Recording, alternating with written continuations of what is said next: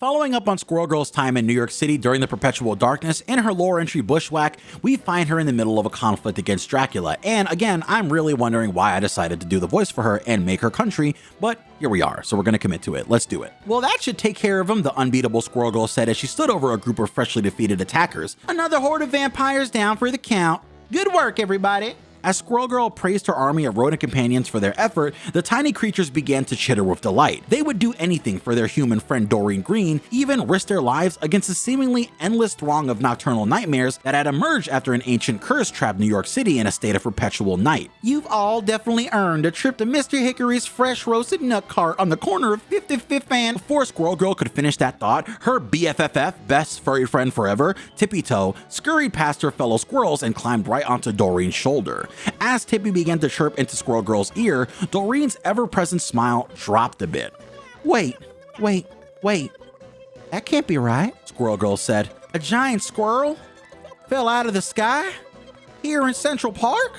Are you sure, Tippy? Tippy Toe leapt from Squirrel Girl's shoulder and bolted back towards the heart of the park. Before she disappeared in the woods, she turned around and beckoned for her friend to come along. Guess Mr. Hickory is gonna have to keep his nuts warm a little longer, Squirrel Girl said, shrugging as she followed Tippy Toe into the dark forest. The rest of the squirrels stayed close behind Doreen, ready to take on whatever threats might be lurking in the shadows. As soon as they reached the clearing, Squirrel Girl realized that Tippy Toe hadn't been exaggerating in the slightest. There, in the middle of a small impact crater, was the biggest squirrel Doreen had ever seen. Her furry friend surrounded the creature and stared in awe, but something was wrong. The giant rodent was hurt. Bad. Excuse me, ma'am, Squirrel Girl said cautiously. You look like you could use a friend. I, the enormous squirrel replied, with pain in its voice. I am so far from home, yet the scent of this realm seems oddly familiar. Tell me, where have I fallen, dear child? You're on Earth. New York City to be exact, Squirrel Girl responded proudly. Whoa, hold on. Did you just talk?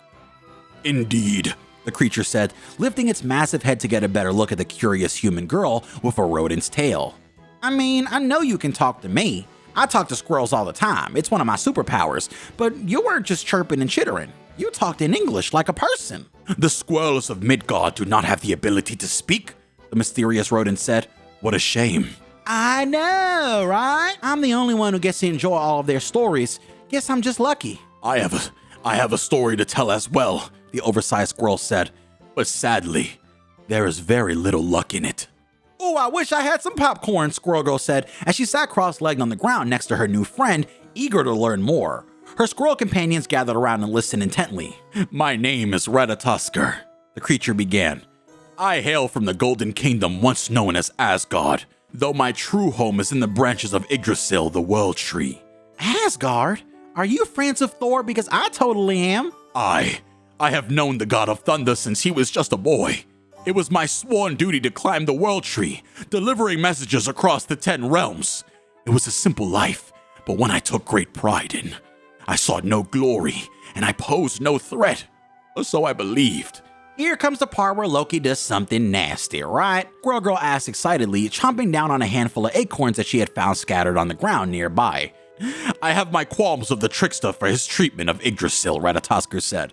But according to a vision I had, I do not believe it was Loki who laid me low. In fact, it was 2 Midgardians who sought to end my days. A mortal sorcerer in a metal mask, and the Lord of Vampires himself. Yikes! The 2 must have conjured a spell to rip me from my beloved Yggdrasil, Ratoskr said, trailing off as she considered what had occurred. And then you crashed here? Squirrel Girl finished, right in the heart of vampire territory. I bet they were planning to send an undead army to take you prisoner. But why? I mean, sure, squirrels are some of the toughest fighters ever, and it's nice to see someone finally realizing that, but there are so many other threats these jerks are up against. Aside from your obvious awesomeness, what makes you so special? My horn, Ratoskr said, motioning to the long wooden tusk protruding from her forehead. Yeah, Squirrel Girl said. I was gonna ask about that. I just assumed you were some sort of magical squirrelicorn or something. The horn is made from a branch of Yggdrasil itself, Ratoskr said. It is imbued with the World Tree's life-giving power.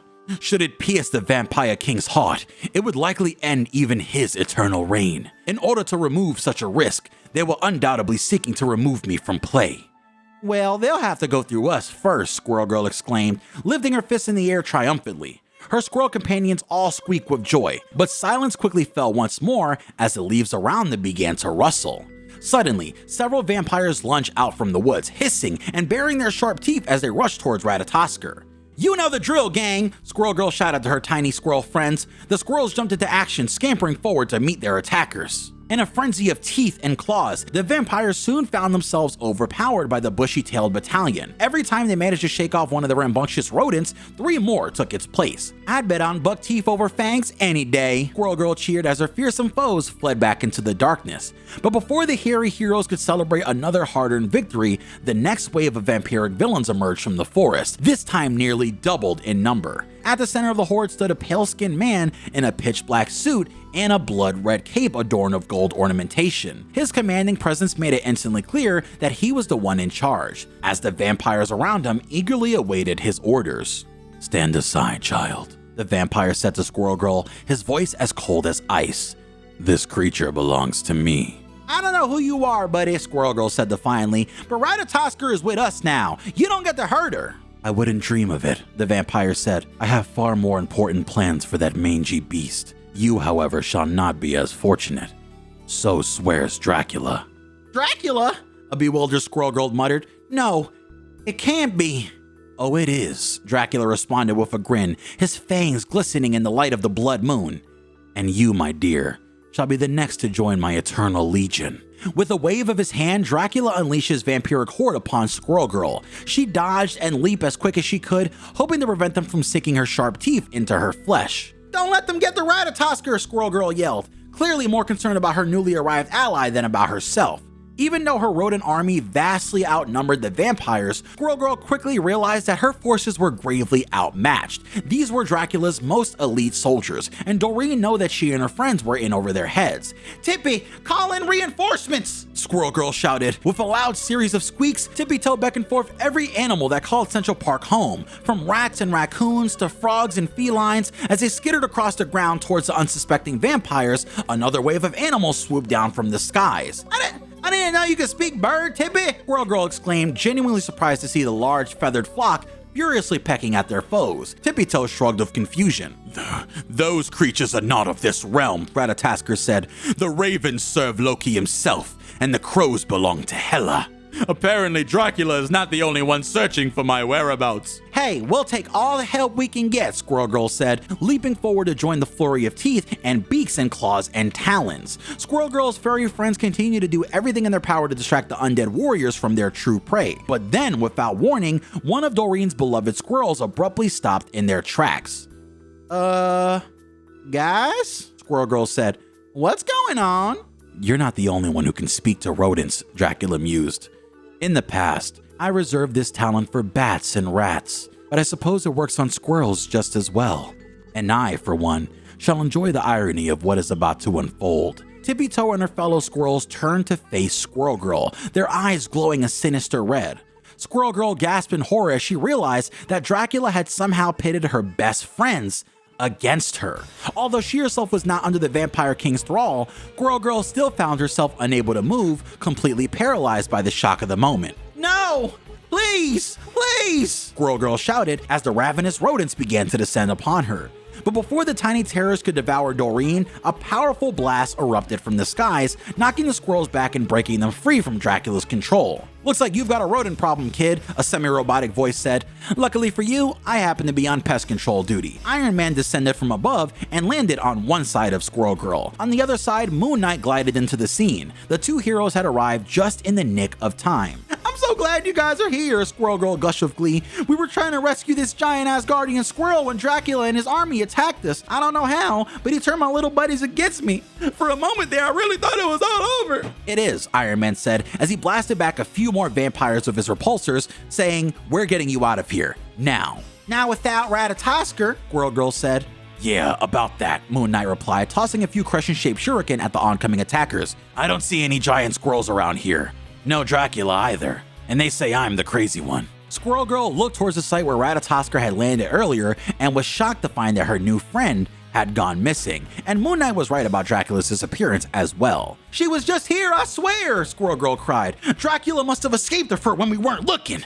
We have to go after them." "Not a chance," Iron Man said. "We've barely got the means to fight off a handful of regular fingers. We're definitely not gonna face off against Dracula." "Not yet," Moon Knight added, as if he knew something the others did not. "But when the time comes," Iron Man continued, "we're gonna need every ally we can find alive. That includes you, so come with me." Iron Man lifted into the air, grabbing Squirrel Girl under the arms and taking her with him as he said, "And consider this your lucky day." "Wait, no!" Squirrel Girl pleaded. Not only was she abandoning Ratoskr, but her squadron of squirrels was being left behind to fend for themselves as well. Only Tippy Toe had managed to climb aboard the Iron Man Express before it took flight. Squirrel Girl's gaze stayed fixed in the park below her until her tiny allies faded completely from sight, and with a heavy heart, she turned her attention to the blood moon hanging over her beloved city. "Trust me, kid," Iron Man said as they flew together towards the safety of Avengers Tower.